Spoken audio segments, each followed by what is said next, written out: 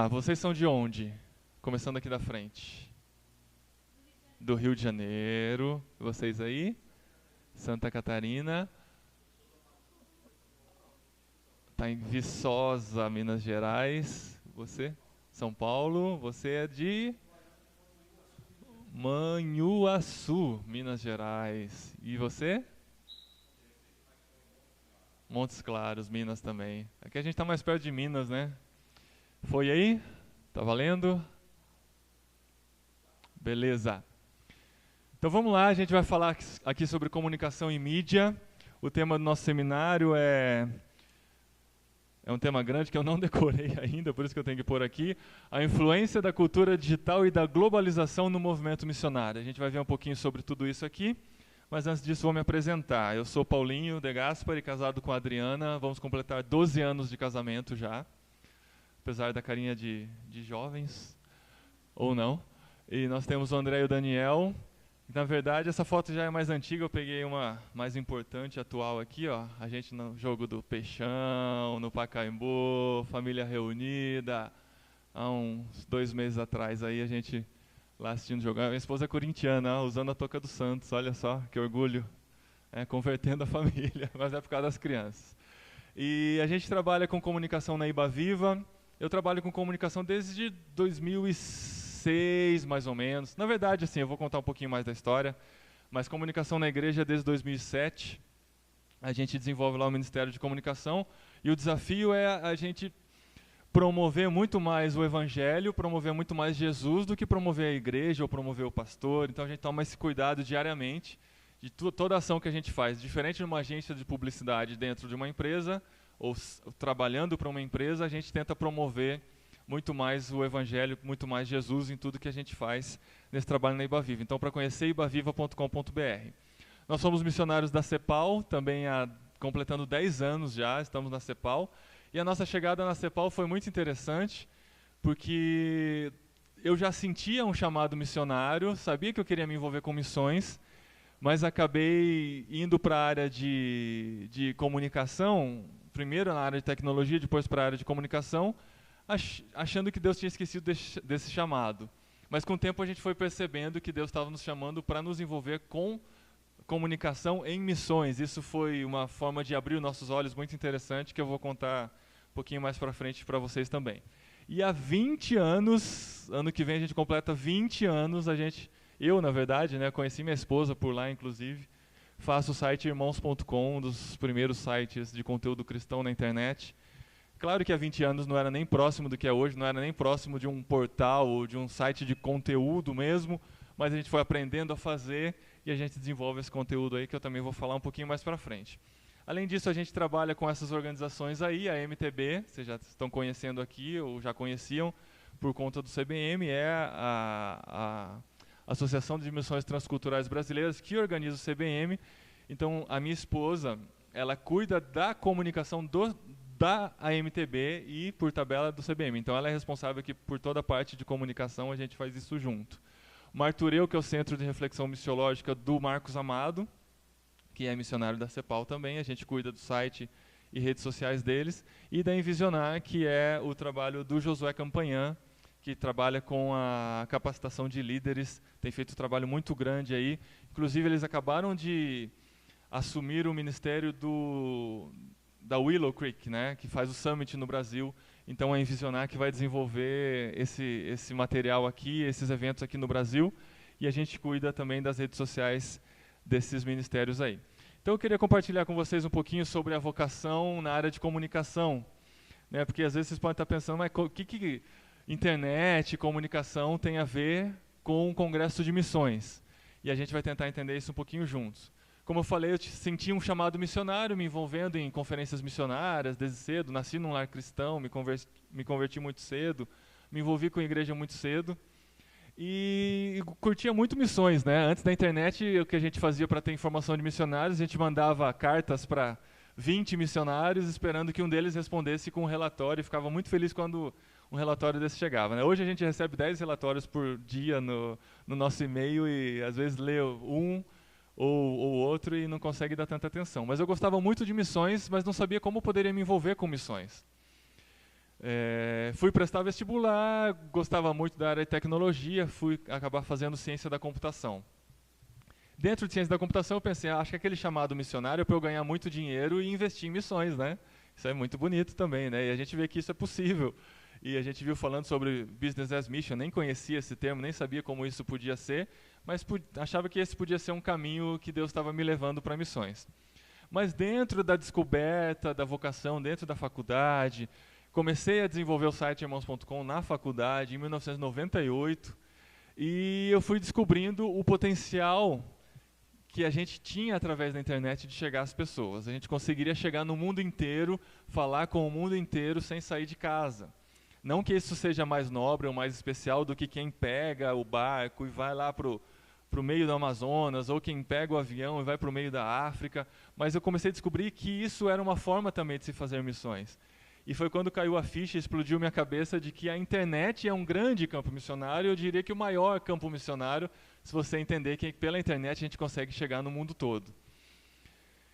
Então, conheci a CEPAL nesse processo, né, dentro de irmãos.com, desenvolvendo conteúdo, conheci o Cassiano, que é missionário da CEPAL, ele estava voltando do Amazonas, voltando lá de Boa Vista, né, para trabalhar na nossa igreja. Ele tinha sido missionário entre os Yanomamis por muito tempo lá no Amazonas, e conhecendo o Cassiano, a gente descobriu que podia se envolver com a CEPAL também na área de comunicação. Isso vai acontecer algumas vezes aqui enquanto a gente está falando, que a gente está com um problema de mau contato com os adaptadores. Eu acho que eu vou precisar tentar resolver de outro jeito aqui esse problema, que começa a falar, está caindo o sinal, eu não sei o que a gente consegue fazer aí. Mas vamos tentar não nos distrair, o que é meio impossível, mas com o que está sendo projetado aqui para a gente conseguir levar o nosso conteúdo. Se tiver gelado demais, gente, dá até para dar uma regulada aí nesse controle que tem aí. Eles liberaram para a gente mexer de acordo com o que for possível. Isso é muito ruim, né?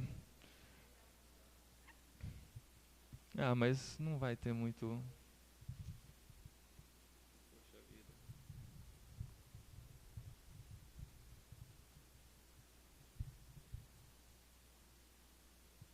São muitos adaptadores aqui. Aí ele funciona um pouco. Vamos orando aí. E por a internet ser um campo missionário, vamos lá. Vamos tentar se virar, né? Senão a gente perde muito tempo com isso também.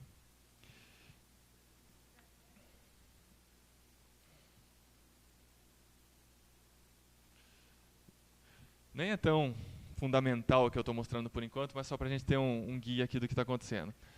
Como a internet é um campo missionário, a gente eu tive que desligar porque está piscando mesmo o tempo todo. A gente foi começando a descobrir como interagir com esse campo missionário, né? Quando a gente vai para um trabalho missionário, vai fazer uma viagem ou vai se envolver com missões, a gente precisa conhecer esse campo missionário, conhecer como eles vivem, como eles comem, como eles se comunicam, para poder comunicar o evangelho para eles. E a realidade hoje é que hoje a gente não acessa mais a internet. Nós vivemos a internet. A gente está o tempo todo conectado. Antigamente tinha aquelas estatísticas, né, de quanto tempo as pessoas passavam na internet no Brasil. Hoje a gente não consegue mais fazer isso porque a gente está conectado o tempo todo. Está conectado no celular, está conectado no relógio, né? Onde quer que você esteja, você está conectado. Às vezes você está deitado lá e quando eu estou dormindo eu estou offline. Tá nada, né? Você está com o seu celular na cabeceira da cama, acorda de madrugada, dá aquela olhadinha de um olho só para ver se não tem notificação nova. Então a gente está conectado o tempo todo. Então nós vivemos a internet é a realidade. A gente já não sabe muito bem a distinção do que é real, do que é virtual. A gente está conversando com alguém pelo WhatsApp, parece que a gente está conversando pessoalmente, porque a gente está mandando áudios. E eu acho legal, antes eu tinha muito preconceito com o áudio no WhatsApp, por exemplo, né? Eu acho legal quando as pessoas sabem usar o áudio no WhatsApp, né? Quando eles conseguem resumir em 20, 30 segundos um conteúdo de forma concisa e coerente, né? Esse é um exercício interessante da gente conseguir resumir. Tem gente que não consegue, tem gente que faz a gente ouvir podcasts de 5 minutos no WhatsApp, mas é uma ferramenta que nos mantém conectados e faz com que a gente não tenha mais a noção do que é real, do que é virtual. E isso nos leva também esse é o HD. Isso nos leva também a aprendermos a viver com a tecnologia, a viver com a internet e a conviver com o que a gente tem vivido hoje. Vamos ver se a gente consegue aqui uma nova opção. Aê! Agora foi.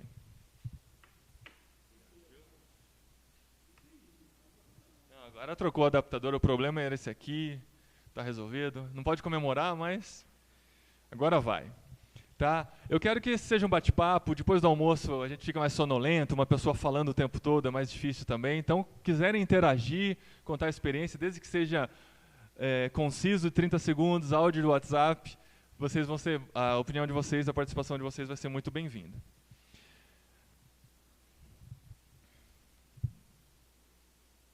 Deixa eu só fazer um detalhe aqui. Eu preciso ver qual que é o próximo slide e desconfigurou isso. Organização. Fica mais fácil de continuar. Então a gente tem aqui uma noção de que no Brasil 68% da população já tem acesso à internet e 54% da população é ativo nas redes sociais.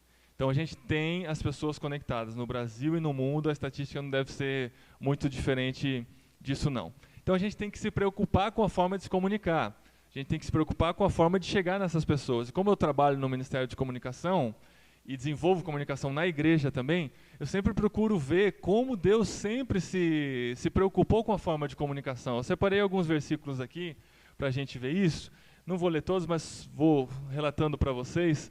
Eu acho muito interessante lá em Gênesis 2 já, que Deus quis deixar bem claro a sua vontade e colocou uma árvore no meio do jardim para mostrar qual era a vontade dele. Eu não quero que vocês pequem. Então aqui está um memorial disso, para vocês tomarem cuidado. Coma livremente de qualquer árvore de jardim, mas não coma da árvore do conhecimento do bem e do mal, porque o dia que dela comer certamente morrerá. Mais para frente em Josué, além de outros memoriais e efeitos visuais que Deus usa na história, em Josué, quando eles terminam de atravessar o Rio Jordão, Deus ordena, né, para Josué que separe os homens e recolha 12 pedras do meio do rio e faça um monumento dentro do rio, faça outro monumento lá fora, para que as próximas gerações, quando perguntarem o que é isso e tal, vocês lembrem aqui, ó. O que significam essas pedras? Respondo, as águas do Jordão foram interrompidas diante da Arca da Aliança do Senhor, quando a Arca atravessou o Jordão. As águas foram interrompidas. Essas pedras serão um memorial perpétuo para o povo de Israel. Então, Deus sempre gostou dessa manifestação visual, né, para que as coisas fossem lembradas. E um trecho que eu gosto muito é de Deuteronômio 6, de 4 a 7, que diz: Ouça, ó Israel, o Senhor, o nosso Deus, é o único Senhor. Ame o Senhor, o seu Deus, de todo o seu coração, de toda a tua alma e de todo o seu entendimento, de todas as suas forças. Que todas essas palavras que hoje lhe ordeno estejam em seu coração. Ensine-as com persistência a seus filhos. Mas mais do que isso, converse sobre elas quando estiver sentado em casa, quando estiver andando pelo caminho, quando se deitar e quando se levantar.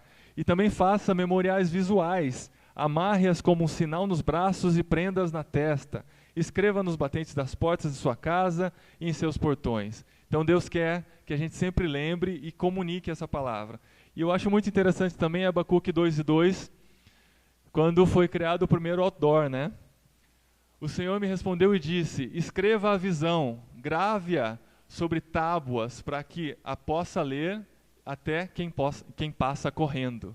Olha só, coloca numa tábua, escreva de um jeito que quem passar leia, mesmo que esteja correndo. É o outdoor ou é um post interessante de Facebook, que mesmo quem passa correndo na timeline vai ver aquela mensagem lá, comunicando de alguma forma o reino de Deus.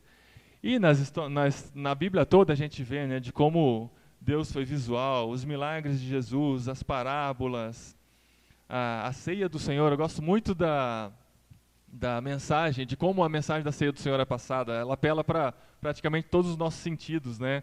Então tem a audição, tem o olfato por ser comida, tem o paladar, tem o tato, tem todo o contato que é feito para a gente relembrar e anunciar a morte e ressurreição do Senhor Jesus. E no final ainda tem o espetáculo pirotécnico da revelação do Apocalipse, que é cheio de efeitos visuais também. Então a gente vê que Deus sempre se preocupou com a forma de comunicação. E por que não a gente nos preocupa também, né? Às vezes a gente acaba ficando muito preso nas formas que deram certo no passado e acaba esquecendo que existem novas ferramentas, existem novas tendências que a gente pode utilizar para poder se comunicar melhor com essa geração. E é sobre isso que eu quero falar com vocês nessa tarde aqui. Que a comunicação criativa é fundamental. E a gente tem a melhor mensagem de todas, né? Nós temos a melhor história do mundo para contar e às vezes a gente não conta da melhor forma possível. E o mandamento de Jesus para nós, né, a ordenança no ide é ide por todo mundo e pregai o evangelho a toda criatura. A gente tem essa mensagem e a gente tem que utilizar as melhores ferramentas para fazer ela chegar a essas pessoas. Então vamos conversar um pouquinho sobre as tendências desse mundo conectado. O que está acontecendo, que às vezes você não tenha percebido, e o que ainda vem pela frente, o que a gente pode prever da tecnologia, para que caminho a gente está indo, para que nós como igreja, como missionários, como pessoas envolvidas em proclamar o reino, a gente não fique para trás e perca o bonde, né? A igreja tem a fama de sempre chegar atrasado, né? Chegou, o bonde já saiu, aí a gente fica catando o cavaco atrás, porque a gente não sabe utilizar o que a gente tem em nossas mãos. Então aqui, a primeira coisa que a gente vai conversar é sobre a era on demand. Quem sabe o que é on demand? On demand é o que a gente vive hoje quando a gente pensa em YouTube, quando a gente pensa em Netflix, quando a gente pensa em podcast, que eu vou falar para vocês hoje. Porque assim, a igreja por muito tempo ficou muito presa. Eu vou conseguir anunciar o evangelho para a cidade de forma efetiva quando eu conseguir um programa na rádio, ou quando eu conseguir uma estação de rádio para comunicar com toda a população, ou quando eu conseguir um horário na TV local, aí que eu vou conseguir me comunicar. Mas hoje a internet popularizou isso. Adolescentes no quarto de casa com uma câmera ou um celular e a conexão com a internet conseguem gerar conteúdo. E a gente, às vezes, não tem percebido o potencial que isso tem e como isso pode chegar a muito mais gente do que a gente consegue imaginar. O streaming, o que é o streaming? É isso que eu falei. On demand quer dizer sob demanda, aquilo que você pode acessar quando você quiser. Você não precisa mais ficar diante da TV às 8 horas da noite para poder assistir o capítulo daquela novela que você acompanha. Você consegue ter acesso a esse conteúdo quando você quiser. Então isso mudou a forma da gente interagir com a comunicação, né? Os nossos pais, nossos avós talvez ainda tenham essa cultura de assistir a TV naquele horário, de acompanhar o Cidade Alerta para ver o que está acontecendo no Brasil e tal, aqueles barracos, aqueles casos e tal. Mas a nova geração não vive, não sabe mais o que é isso. Meus filhos, por exemplo, eles não sabem que existe a Globo. Eles sabem que existe o input 1, 2 e 3 da TV e às vezes a coisa está passando no input 1, que é onde é a TV, mas ele muda para o input 2, entra no Netflix e escolhe o desenho que quer assistir. Então a realidade é outra hoje, a gente tem que saber conviver com isso. O streaming já é mais importante do que a TV aberta na América Latina. Se levar em consideração a população latino-americana que assiste a vídeos online, a TV aberta foi destronada pelo conteúdo digital à la carte, né, que é o on demand, incluindo Netflix e YouTube. É o que mostram números levantados pela empresa de pesquisa Comscore, divulgados recentemente aí pela agência. Então o streaming já é mais forte que a TV aberta na América Latina, no Brasil também. Apesar da Globo ser forte ainda, o streaming tem alcançado muito mais. Olha só no Brasil, 73% da população tem acesso à TV aberta, 82% da população, acredito que seja dos que têm acesso à internet, 82% acessam os vídeos on demand.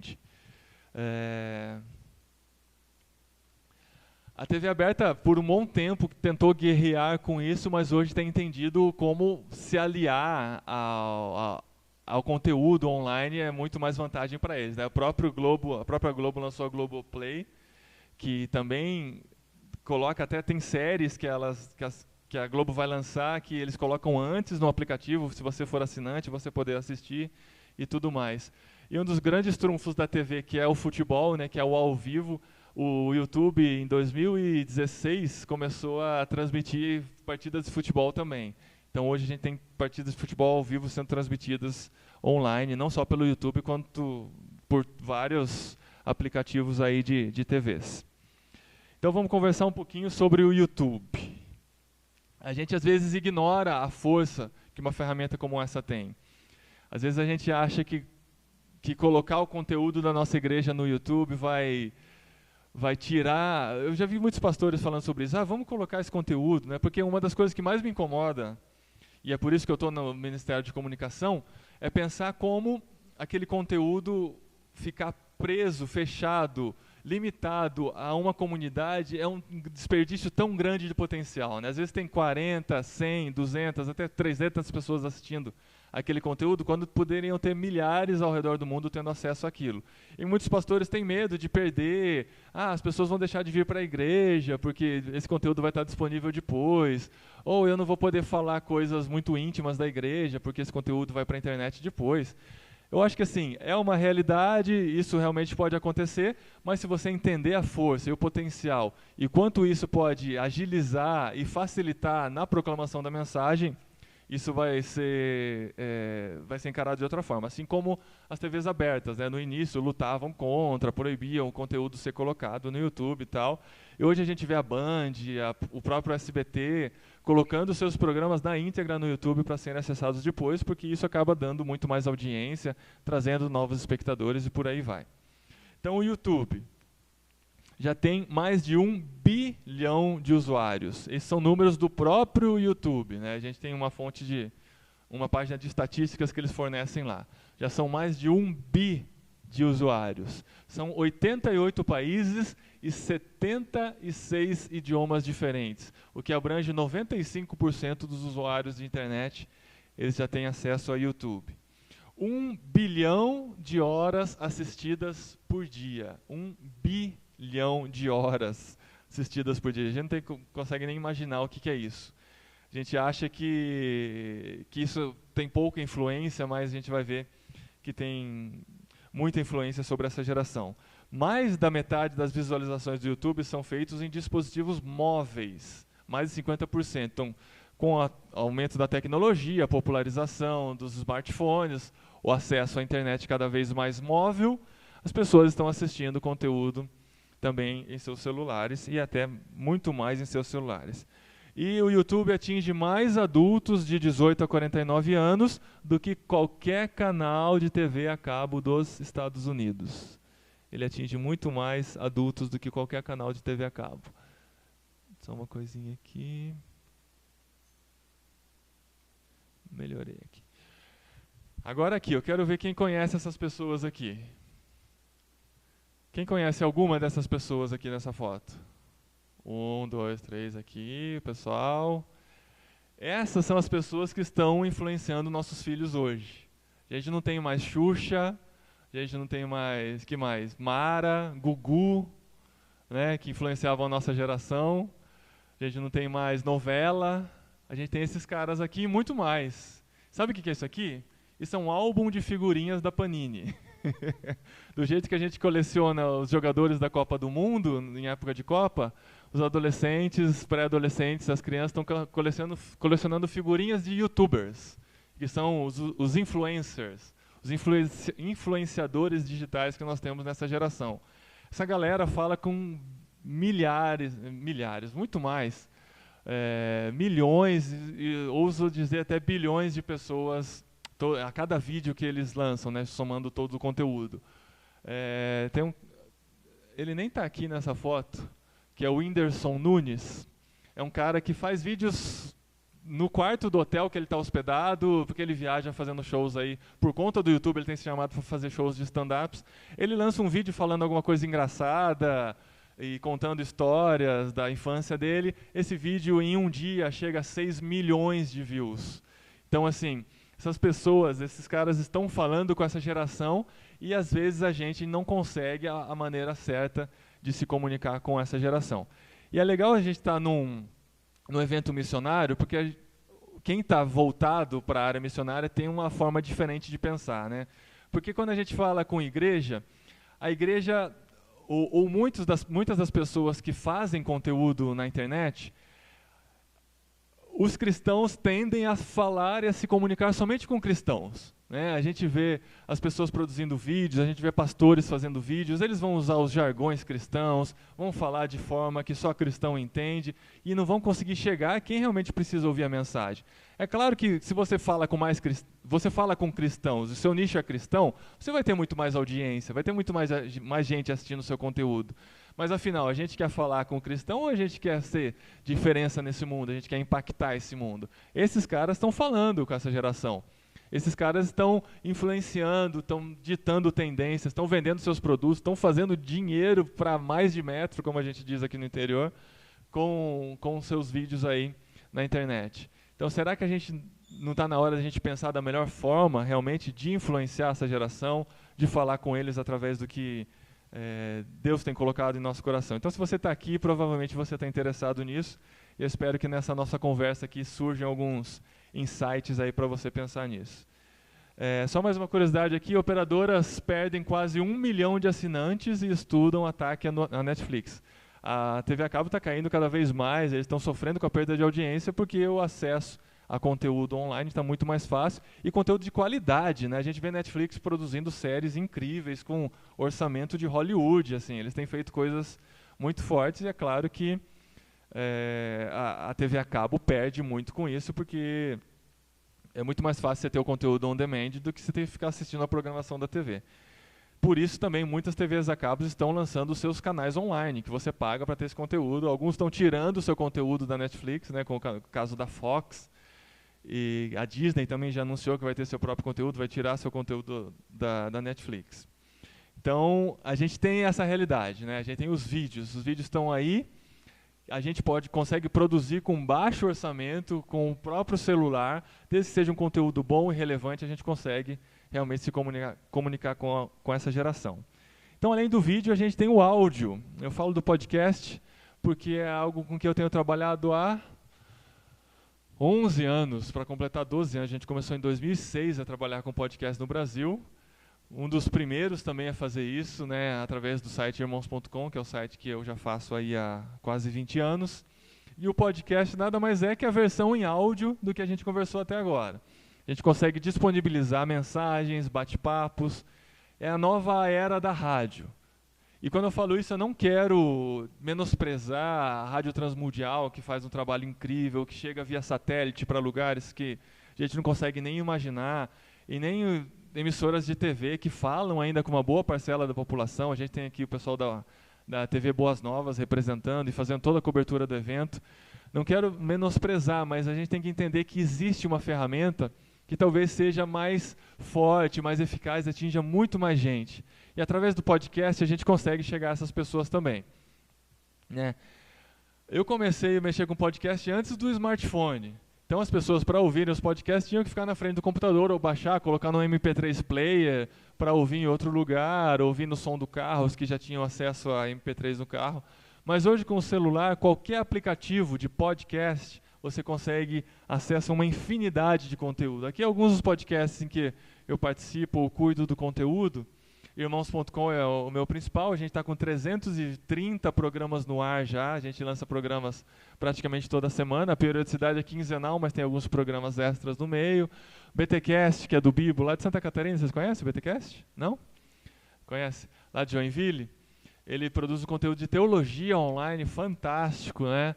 E outros aí, a Ibaviva, eu coloquei de exemplo aqui, que é a igreja em que eu cuido da comunicação, a gente coloca todo o conteúdo em áudio, todas as mensagens em áudio também no podcast. Então, através do aplicativo, se você tem o aplicativo instalado e você vai lá, assina gratuitamente, né, mas escolhe lá para receber os episódios novos da Ibaviva, por exemplo, assim que uma mensagem vai para o ar, você recebe notificação do seu celular, tem uma nova mensagem, pastor André Fontana falando sobre tal assunto. Chegou lá.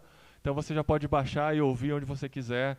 Os aplicativos de podcast são nada mais do que um player, né, de MP3, que o MP3 é baixado para o seu celular, com alguns recursos a mais. Você pode ouvir uma mensagem uma velocidade um pouco maior, né, que às vezes, né, na nossa vida corrida, não que fique com aquela voz fininha de voz acelerada, sabe? Mas ele vai cortando alguns intervalos, assim.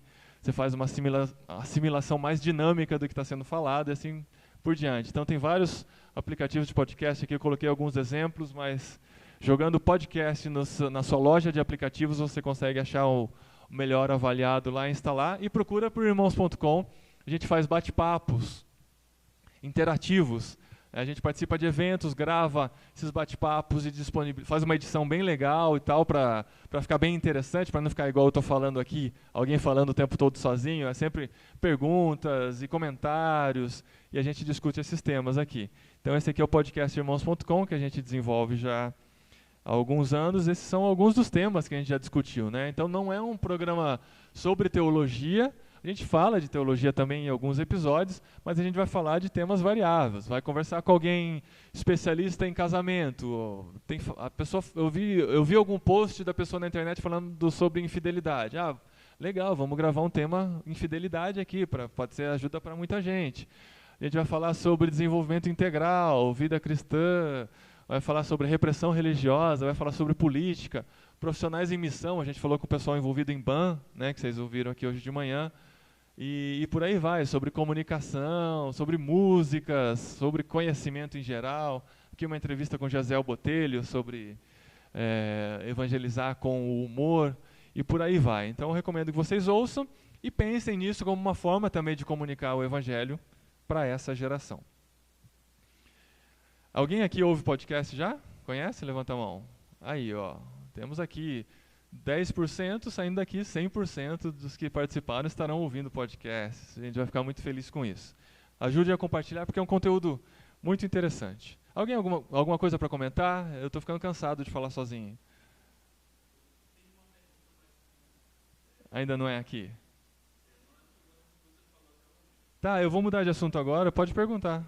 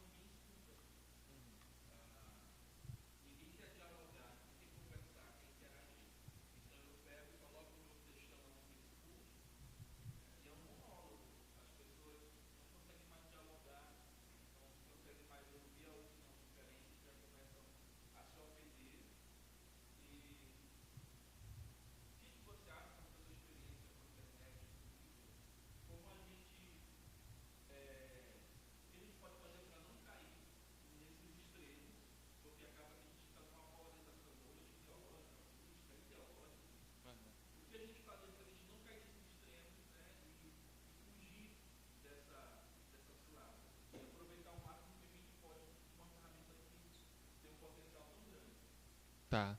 Vou repetir a pergunta por causa da gravação, resumidamente. O Felipe perguntou o que a gente pode fazer para, nesse momento de polarização em que as pessoas falam nas redes sociais e ninguém se escuta, e ou você concorda ou você discorda, né, às vezes gera muitas discussões lá dentro. A gente vê muita gente inflamada nas redes sociais, perdendo amizades, né? Eu tenho um tópico sobre isso aqui mais para frente, mas eu acho que a gente ainda não aprendeu a usar essa tecnologia. A verdade é essa, assim. E se você pensar muito, você não posta nada na internet, né? Às vezes eu fico assim, eu tenho uma opinião, mas eu vou postar essa opinião, aqui que vai levar eu colocar a minha opinião lá? Só para eu colocar isso para fora, só porque é uma forma minha de extravasar aquilo que está dentro de mim? Ou eu acho que realmente alguém vai ser impactado por aquilo, vai mudar a sua opinião? Ah, mas hoje em dia ninguém está afim de mudar a opinião, todo mundo já tem a sua opinião formada, mas é uma opinião tão superficial que não tem muito embasamento, mas ela defende aquela opinião e pronto. É um ambiente hostil, né? É um ambiente difícil. É difícil interagir com as redes sociais. Por alguns períodos da minha vida eu fico sem escrever nada mesmo, assim, fico às vezes consumindo, às vezes nem consumindo tanto esse conteúdo aí, porque realmente é um ambiente complicado de viver, de interagir. Mas eu acho que nós somos chamados, como cristãos, a sermos sal. Acho não, né? Nós somos chamados a sermos sal, a sermos luz, a fazermos a diferença. E eu acho que a gente pode produzir um conteúdo que seja interessante, mas que seja pacificador. Às vezes a gente luta muito por defender nossas ideias, mas a gente está mais construindo contenda do que sendo pacificadores. Nós somos chamados para sermos pacificadores. Eu ia terminar com isso, mas vou ter que falar isso agora porque você chamou. Mas eu acho muito legal no Sermão do Monte que fala: bem-aventurados os pacificadores, porque serão chamados de filhos de Deus. E você quer um jeito maior de testemunhar de Cristo, testemunhar de Deus, do que as pessoas verem Deus em nossa vida ou nos reconhecerem como filhos de Deus? Então, nosso comportamento na vida e nas redes sociais, onde quer que seja, tem que ser com esse pensamento. Eu quero ser reconhecido como filho de Deus. Será que eu vou ser reconhecido como filho de Deus falando certas coisas, ou atacando um partido político, ou defendendo minhas ideologias? Ou mais do que isso, será que eu vou ser chamado de filho de Deus discriminando homossexuais, por exemplo, ou falando mal de algum governo, sei lá, tantas coisas que a gente vê por aí, sabe? Nós somos chamados a sermos pacificadores para sermos chamados de filhos de Deus. Então, acho que antes da gente postar, ou pensar em qualquer coisa, ou responder qualquer comentário, ou entrar em qualquer discussão, acho que a gente tem que passar por esse crivo. Será que eu estou sendo pacificador com essa minha opinião? É claro que vão ter as outras pessoas que vão dizer: ah, mas Cristo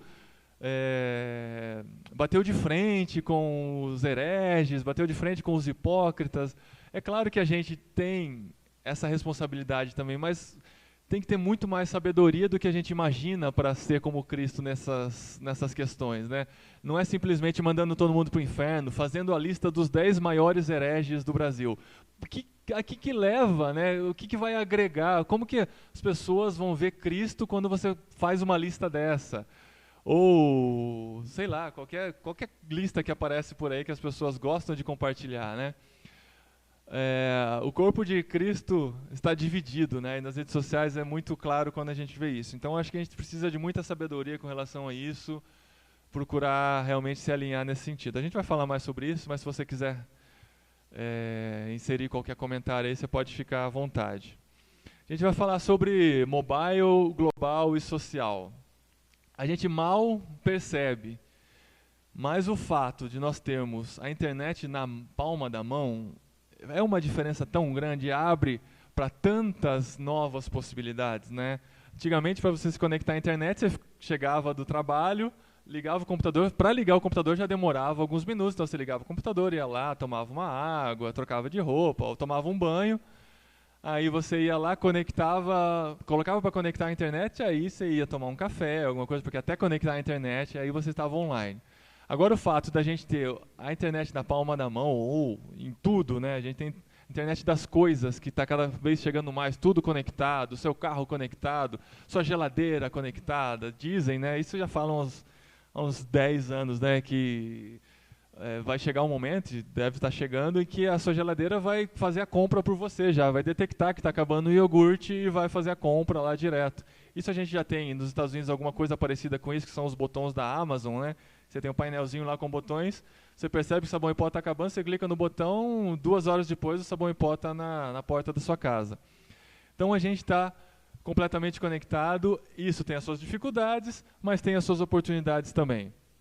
Nós somos cada vez mais globais, né? A gente não precisa mais viajar para conhecer um lugar. É claro que nada substitui estar lá presente, mas você vem para um congresso. Eu trouxe um amigo que veio pela primeira vez para Águas de Lindóia, ele já conhecia a cidade toda porque já tinha andado pelo Street View do Google, já sabia, aqui é o hotel tal, aqui é a loja de não sei o que, conhece mais do que eu que venho há 10 anos para Águas de Lindóia. Então você consegue conhecer um lugar antes de viajar. O meu cunhado viaja bastante, o irmão da minha esposa. E ele faz isso também. Então ele chega nos lugares, ele já conhece todo lugar, já conhece todos os pontos turísticos e tal, ele já serve de guia turístico sem conhecer o lugar. Isso é uma coisa que a globalização nos traz e a internet também. E nós também, por mais que não pareça, por mais que exista essa barreira entre o virtual e o real, e a gente vive lutando para sermos cada vez mais pessoais, nós somos cada vez mais sociais com a internet também. Não tem como negar isso. A gente está conectado a muito mais pessoas, né? As informações a que temos acesso hoje, tem alguma estatística com relação a isso, mas em em 1 ou 2 anos a gente tem mais informação do que alguém há meio século atrás tinha na vida toda. Então é muito conteúdo que a gente tem acesso e a muitas pessoas a gente está conectado. Os relacionamentos estão cada vez mais frios? Estão. Mas porque a gente não tem tomado o cuidado necessário. Porque se a gente usar a internet e suas ferramentas como uma forma de aproximar e não de afastar, ela vai ser uma ferramenta muito interessante também. Deixa eu ver qual que é o próximo. Aqui, ó. Dados bem interessantes sobre o tempo em que novas tecnologias levaram para atingir 50 milhões de usuários no mundo. Quantos anos vocês acham que o rádio... vou mostrar o rádio, depois vocês chutam os próximos. 50 milhões de usuários no mundo, o rádio levou 38 anos para atingir. Quanto tempo vocês acham que o computador pessoal levou para atingir 50 milhões de usuários no mundo? Chuta, quantos anos? 10. Pouquinho mais. Esse número ainda não é tão absurdo. 16 anos o computador pessoal levou para atingir 50 milhões de usuários. A televisão levou um pouquinho menos, 13 anos. A TV a cabo, 10 anos. A internet, quantos anos vocês acham? 4. 4 anos. O iPod, que é um case interessante da tecnologia, para atingir 50 milhões de usuários, levou 3 anos. Agora o número mais absurdo é o Facebook. O Facebook, sabe quanto tempo ele levou para atingir 50 milhões de usuários? Nem eu sei, porque em menos de um ano ele atingiu 200 milhões de usuários. Né? E assim, o número cresceu muito mais. Né? Isso foi no primeiro ano do Facebook. O Facebook acho que completou 10 anos já, né, se não me engano. Alguma coisa. Não, acho que eu já tenho 10 anos de Facebook, foi isso. O Facebook tem um pouquinho mais, 12 anos talvez. 200 milhões de usuários em apenas um ano. O que isso mostra? Porque nós temos uma extrema necessidade de nos relacionarmos, quer seja pessoalmente, quer seja virtualmente. E o virtualmente é muito mais fácil, é muito mais frio, é muito mais fácil você parar de seguir uma pessoa, deixar de ser amigo, do que você ter que conversar e resolver seus assuntos com as outras pessoas. Mas nós temos essa necessidade. E nós temos que entender que as pessoas têm essa necessidade. Alguém já ouviu falar desse jogo aqui? Pokémon Go? Quem que joga aqui? Vai jogar comigo? Não? Ninguém? Tá. O Pokémon Pokémon Go foi lançado há pouco mais de um ano, né, no mundo. Foi uma febre na época. Vocês devem ter visto notícias sobre isso. Tal. Que as pessoas entravam em propriedades privadas, né, invadiam propriedades privadas, caíam em buraco porque estavam olhando no celular procurando Pokémon. Esse jogo nada mais é do que uma mecânica bem interessante que usa a questão da internet no celular e a sua geolocalização. É como se fosse um GPS, é um GPS na verdade, que mostra onde você está e simula algumas coisas no ambiente virtual em que você está. Né? Aqui é só uma ideia de como que quem joga Pokémon vê o mundo. Né? Aqui está no Central Park, provavelmente, e aí os ginásios, os Pokémons que você encontra pela rua e tal. Teria até outros Pokémons espalhados pelo chão aqui. Então você instala esse jogo, entra lá e você começa a procurar esses bichinhos virtuais aí. Eles vão te dando pontos, você vai ganhando algumas moedinhas. Com essas moedinhas você pode comprar coisas dentro do jogo e por aí vai. Na verdade, as moedas são outra forma que você precisa para ganhar. Mas enfim, isso também é um jeito da empresa ganhar muito dinheiro, né? Porque se você não consegue na raça ganhar essas moedinhas, você vai lá e compra, tá tudo resolvido e tal, 5 reaisinhos aqui e tal, para você não faz diferença, mas quando você vê, você gasta uma grana aí se você bobear. Aí as pessoas começaram a jogar isso. Na época que o jogo chegou no Brasil, eu tinha um celular bem fraco, assim, tinha 8 GB só. Eu instalava um aplicativo, usava e depois apagava para poder instalar outro. Né? Não conseguia deixar nenhum aplicativo por muito tempo instalado. Então, na época, eu não instalei, mas minha esposa instalou. E por conta das crianças e tal, aquela desculpa, estou jogando por causa das crianças, ela começou a jogar e ia subindo de nível dentro do jogo, e foi um jogo que eu nunca curti muito. Mas, ultimamente, começou uma mecânica nova dentro desse jogo, que você precisa se reunir com outras pessoas em certos momentos. Isso aqui são ginásios dentro do jogo, né? E existem alguns pontos da cidade que tem esse ginásio. É só naqueles pontos, eles não mudam de lugar nem nada. E aparecem esses ovos aqui que fica durante 1 hora o ovo lá na expectativa de que Pokémon lendário vai nascer. Depois de 1 hora nasce um como esse daqui. Aí as pessoas precisam se combinar para se encontrar nesse ginásio para conquistar juntos esses Pokémons. Tem Pokémon que você consegue com 5, com 10, com 15 pessoas reunidas, você consegue conquistar. Aí minha esposa jogando, ficou um tempo sem jogar e tal, voltou a jogar. Um dia encontrou uma dessas pessoas nesse ginásio virtual aí. Essa pessoa falou, a gente tem um grupo de Pokémon no WhatsApp, você não quer entrar? Lá a gente combina para participar dessas raids aí. Ela falou, legal, eu estou jogando sozinha há tanto tempo, porque no começo um monte de gente começou a jogar, depois foi parando, né? Aí a gente descobriu em Vinhedo, que é a cidade que a gente mora, uma comunidade com 200 e poucos jogadores de Pokémon. Aí eu falei, esse jogo começou a ficar interessante. Porque agora a gente começa a transportar o virtual para o real, a gente vai conhecer pessoas de verdade. Aí eles combinaram um dia de se reunirem juntos lá para conquistar um Pokémon. Eu fui junto. Aí eu falei, eu não vou lá à toa, né? Eu vou lá para tentar me relacionar com essas pessoas. E comecei a conversar, eu comecei a puxar assunto e tal. Aí, daí foi nascendo uma amizade, foi nascendo um relacionamento. E a gente tem um grupo bem legal hoje que a gente se encontra de tempos em tempos. E, pelo que eu sei, assim, lá não tem nenhum que seja cristão, tem católicos e tal. Mas não tem nenhum que professe a mesma fé que a gente. E a gente tem entendido isso como uma forma de testemunhar de Jesus para essas pessoas. E foi muito legal, porque eu fui para Vinhedo convidado pela igreja. Então, eu estou morando lá há 3 anos e meio e eu só conhecia gente da igreja, né? Porque eu trabalho na igreja, vivo na igreja, estou fim de semana na igreja. Eu falei, estou precisando fazer algum tipo de relacionamento com não cristãos. E essa foi uma grande oportunidade. Então, a gente já saiu para comer pizza, a gente fala sobre vida, sobre família. O pessoal está reunido com o celular ligado, pegando um Pokémonzinho ou outro, mas a gente está falando de vida, sabe? A gente está falando de algo muito mais profundo do que do próprio jogo. Isso é uma das ferramentas que a gente tem em nossas mãos hoje. Quantas outras a gente não pode descobrir? Eu já conheci pessoas que jogavam jogos online no computador. Existem jogos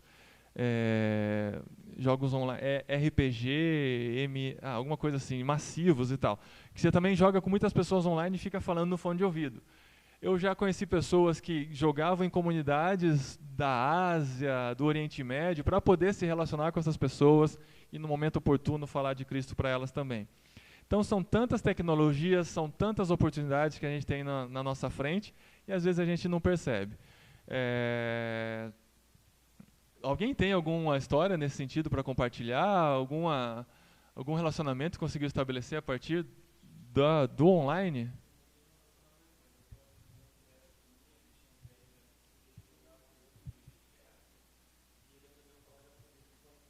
Aprendeu a falar japonês quando joga?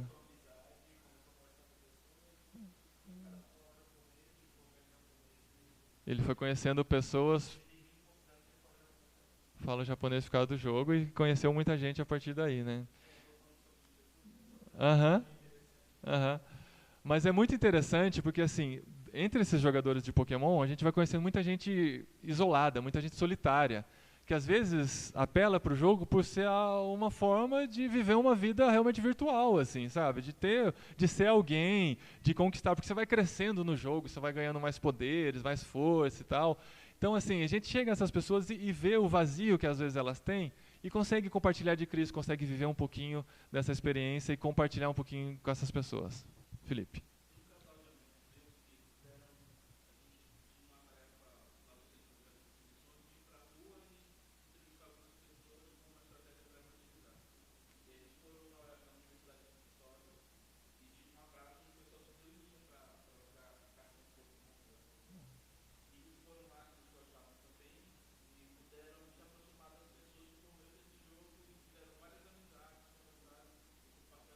Olha que legal.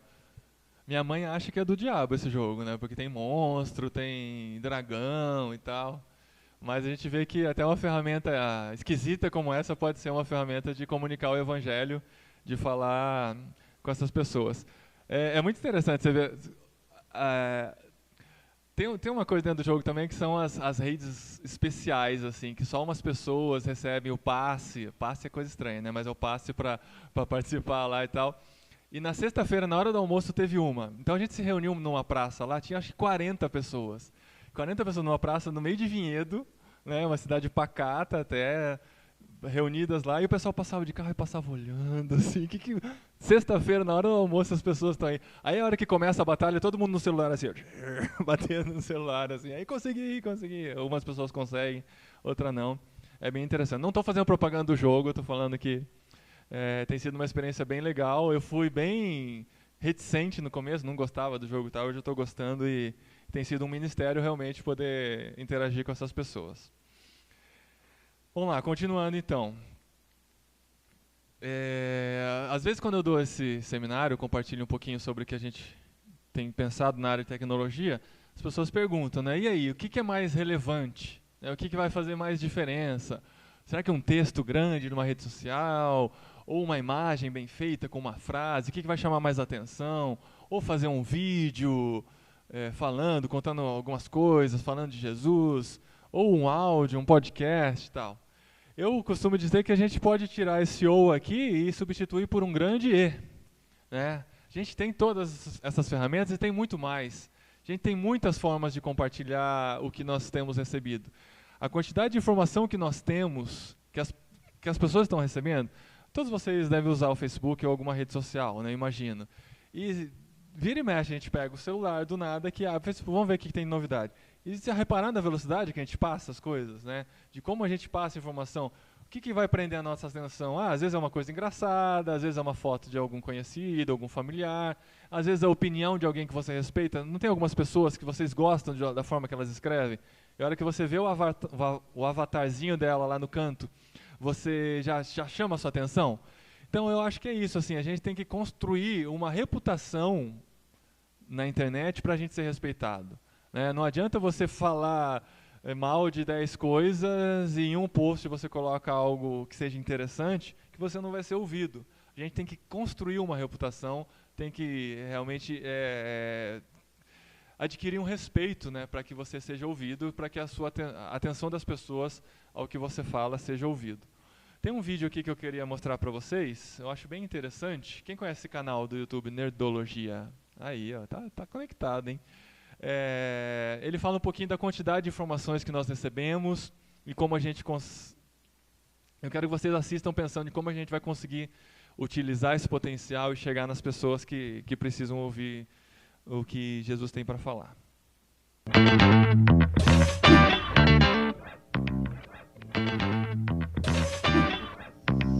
Sejam bem-vindos ao Nerdologia. Eu sou o Átila, biólogo, pesquisador e fazendo a minha parte gerando informação. Hoje nós vamos ver por que estamos navegando em um dilúvio de dados cada vez maior. Se você leu algum livro que recomendei, já teve um privilégio maior do que a maioria das pessoas no passado. Como James Gleick conta em Informação, nossa saída da pré-história começa com a escrita, como as tábuas de barro de Ur da antiga Suméria. Quando mudamos para o meio escrito, houve quem lamentasse que as pessoas não usariam mais a memória e passariam a esquecer tudo, quando na verdade escrever permitiu que as pessoas estruturassem ideias muito mais complexas. Como anotar os números em um papel permite fazer contas maiores. Mas até 1445, livros eram copiados na mão por escribas que podiam levar mais de um ano para fazer uma cópia cheia de erros. Isso até o alemão Johannes Gutenberg inventar a prensa móvel, uma impressora que podia copiar várias páginas, milhares de vezes por dia. Com ela, até o final do século XV, a Europa já tinha impresso quase 20 milhões de cópias de livros. No século seguinte, 10 vezes mais, e no século XVIII, 50 vezes mais. Os escribas também se queixaram que a prensa de Gutenberg popularizaria demais os livros e a humanidade seria transbordada por títulos irrelevantes. Quando, na verdade, com os livros impressos, as ideias puderam circular, autores puderam ser pagos pelo seu trabalho e a ciência pôde discutir os seus resultados. Mas a nossa produção de dados nem havia começado. Quem ajudou a dar o maior pontapé foi o matemático inglês Alan Turing. Ele propôs uma máquina capaz de fazer cálculos matemáticos, a máquina de Turing. Como o Computerphile explicou, ela é um computador digital que lê instruções inscritas como um simples sim ou não, 0 ou 1, ou 1 bit. E com base nessas instruções, segue os algoritmos, ou melhor, executa programas, o mesmo sistema que todos os computadores e programas modernos usam. Quando os primeiros programas estavam sendo escritos, o conjunto de 8 bits usado para codificar uma letra como A, B ou C foi chamado de byte. Os primeiros computadores trabalhavam com 8.000 bits ou 1 kilobyte. Máquinas como os Hamac 350 ofereciam até milhões de bytes ou megabytes de armazenamento. De lá para cá, nosso armazenamento aumentou de capacidade, ficou menor fisicamente e, o mais importante, mais barato. Como Priscila Lopes e Martin Hilbert calcularam, por volta de 2003 passamos a produzir mais dados digitais armazenados em HDs, DVDs e memórias do que em meios analógicos, como filmes, LPs, fotos, livros e jornais. Em pouco tempo passamos para o bilhão de bytes ou gigabyte, para o terabyte e para o petabyte.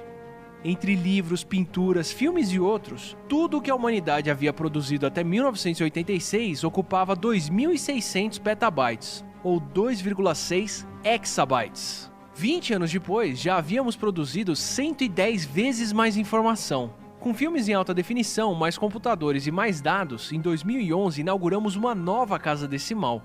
A humanidade já havia acumulado mais de 1,6 zettabytes, ou 1.600 exabytes de dados. Mais do que gerar e transmitir a informação, nós processamos esses dados, como já explicamos no Nerdologia sobre Big Data. Hoje usamos a tecnologia não só para gerenciar, mas para gerar riquezas. As sociedades que mais lucram não são as que produzem carne ou soja, são aquelas que gerenciam informação, como Luciano Floridi descreve no ótimo The Fourth Revolution. Em 2015, a humanidade já passou dos 8 zettabytes. O YouTube sozinho já tinha quase 1 exabyte de vídeos. Muito? Não, nada perto do que a natureza guarda. O Observatório Astronômico ASCAP deve gerar sozinho 4 vezes mais informação do que isso em 2025. Com o sequenciamento de genomas cada vez mais barato, devemos chegar em 2025 com até 2 bilhões de pessoas sequenciadas. Sem falar nos milhões de animais, plantas, bactérias, exames de rotina, exabytes e mais exabytes de dados. Esqueça a sua franquia. Mas graças às conexões que a internet possibilita, temos acesso a essa informação e a uma consciência global sobre o mundo, não só aquela filtrada pelo que a mídia escolhe mostrar. Se antes o mais comum era a maior parte da informação se perder, hoje se espera que tudo seja preservado. Séries de TV normalmente tinham histórias que começavam e terminavam em um episódio, já que as pessoas só podiam ver o que passasse na programação. Hoje podemos assistir episódios em ordem, virando noites, o que permite histórias muito mais complexas. E tão importante quanto acessar a informação é aprender com ela. Nas palavras de Asimov, que previu a internet em uma entrevista em 1988, vivemos a época em que as pessoas não precisam parar de aprender quando saem da escola. Estamos nos dias em que qualquer pessoa pode estudar de casa. Se há muita informação falsa, também temos a Wikipédia, jornais, vídeos, blogs, cursos na Khan Academy, no Coursera. Sem falar em redes sociais como essa, que permitem que publiquemos as nossas ideias. O que mais temos hoje é acesso à informação que nos interessa do melhor jeito para a gente aprender e continuar em direção ao futuro. É o que eu faço toda semana para preparar o Nerdologia e é o que você pode fazer para ganhar autonomia, liberdade, expressão e quem sabe mudar o que te incomoda ao seu redor. Legal, né? E ele nem é cristão, é ateu, inclusive. E faz esse conteúdo aqui e a gente, né, tá perdendo essa oportunidade. Mas eu achei muito legal quando ele conta da evolução, né, da informação. Né? Quando começaram a escrever, as pessoas ficaram com medo de a gente não conseguir mais guardar a informação, porque a gente passaria a escrever. Depois, quando começaram os livros, o pessoal ficou com medo da popularização, de ter muitos livros porcaria. Isso, infelizmente, eles acertaram.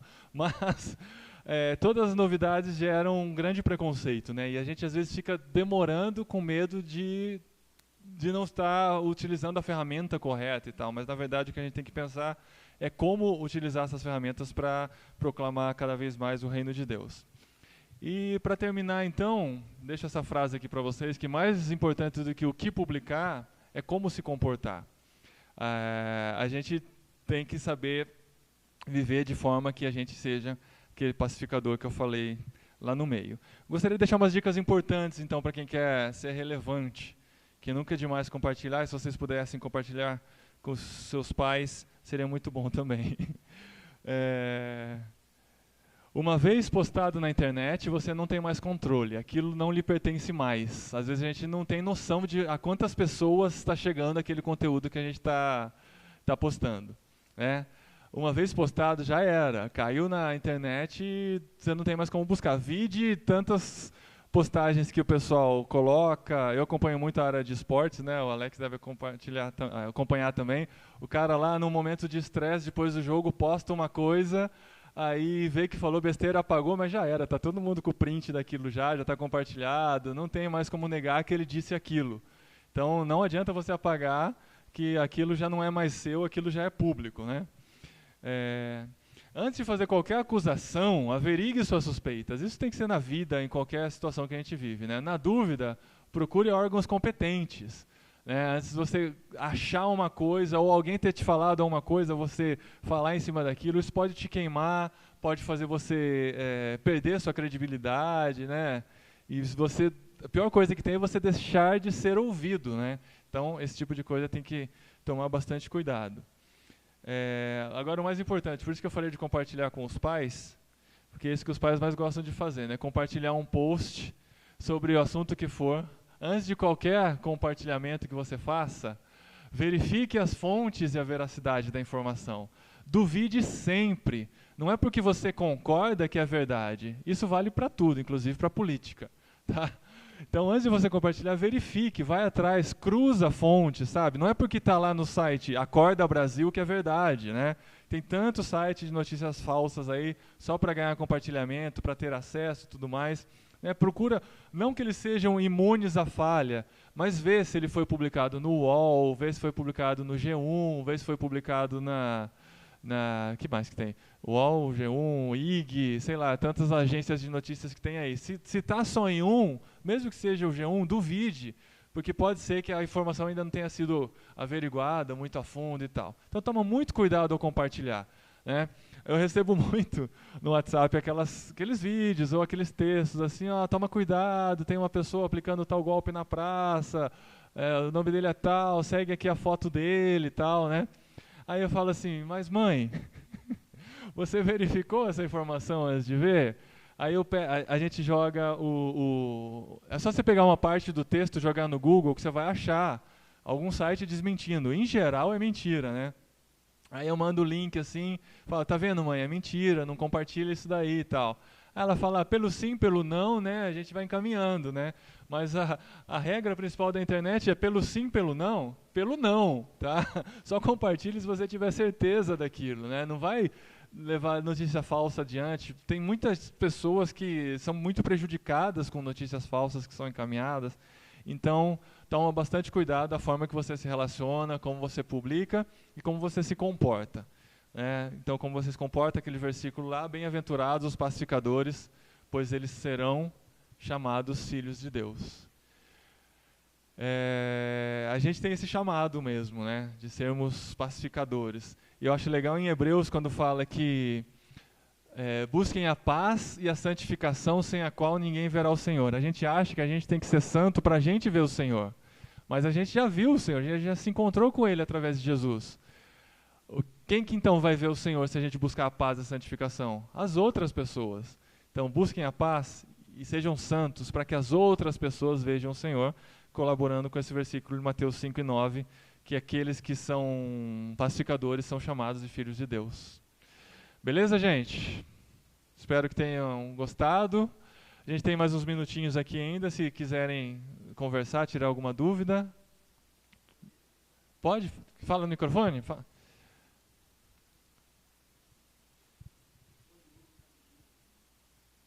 Fazer pergunta?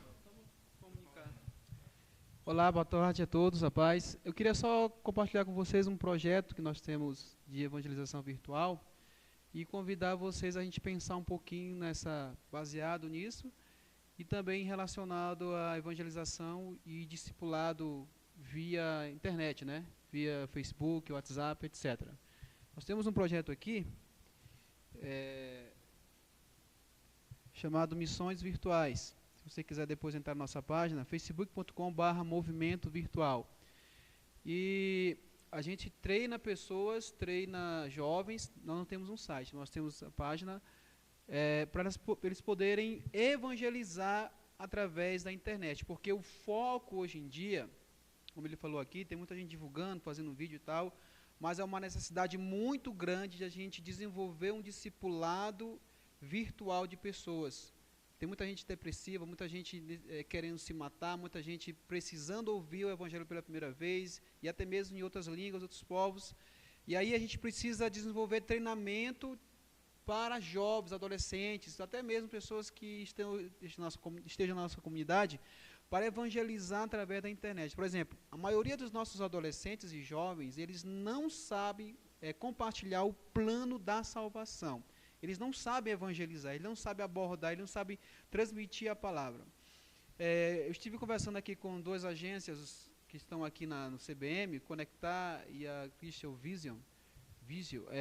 Nós vamos tentar se reunir aqui no CBM para a gente tentar pensar em alguma coisa, até eu queria te convidar também, para tentar fazer algo que pudesse reunir pessoas que gostam de tecnologia e aí unir tecnologia e missões. Como a gente pode usar esses jovens hoje em dia que gostam de tecnologia, de TI, para que pudesse unir as coisas para missões, né? Para missões. Isso é muito interessante. E são poucas atitudes que existem isso, poucas igrejas que se interessam por isso. Então, se alguém de vocês aqui quiser se unir a nós, para a gente formar um grupo para pensar sobre isso, daí eu queria deixar meu telefone, até a página também, facebook.com/movimento virtual. Se quiser anotar nosso telefone, código 99 981740160. Eu sou da Secretaria de Missões da Igreja Assembleia de Deus em Imperatriz, Maranhão, e também desenvolvo esse trabalho, esse projeto de evangelização virtual através da internet. Código 99 981740160. Aí pode mandar um WhatsApp para mim, que eu vou informar, se tiver reunião mesmo aqui, para a gente se reunir e a gente pensar alguma coisa. Wallace Batalha. Então, pessoal, é isso aí. Deus abençoe a todos, mas que o foco seja para evangelização e discipulado. É isso que é necessário. Estamos precisando urgentemente utilizar a internet para evangelização e discipulado de pessoas que estão perdidas. Muito bom a iniciativa. Eu lembrei aqui também o pessoal da AME mostrou para mim aqui o aplicativo, qual é o nome do aplicativo? Bíblia Kids. Eu achei legal quando a YouVersion fez, né, o Bible Kids em inglês. Só que eu instalei, tal, como era em inglês, meus filhos assim, não dominam a língua, eu acabei nem mostrando para eles, mas eu fiquei feliz de saber que a AME adquiriu os direitos, né, junto da YouVersion, e fez a tradução. Então, para as crianças, é um aplicativo bem legal mesmo. Vocês podem passar lá no stand da AME para conhecer o Bíblia Kids, que é esse trabalho aqui que eles fazem. Mais alguma questão, comentário? E a gente vive num mundo em que os cristãos estão muito queimados, né? Estão muito mal vistos por seus comportamentos, comportamento da política, comportamento das redes sociais, né? Os boicotes que a gente faz por aí e tal. E assim, a gente tem que ter a sabedoria no se relacionar no virtual, tem muito a ver com o que postar e como se comportar, porque muitas vezes a gente fica só postando versículos, não que a palavra de Deus não tenha esse poder, mas se a pessoa vê você postando versículos, você já deixa de ser ouvido, porque ele é desses crentes aí, entendeu? Então, assim, às vezes, falando sobre outros assuntos, ou fazendo uma indicação legal e tal, vai ser muito mais eficiente, você vai ser muito mais ouvido do que você ficar pregando o tempo todo a palavra do jeito que você acha que é o mais eficaz, entendeu? Então, esse cuidado tem que ser tomado.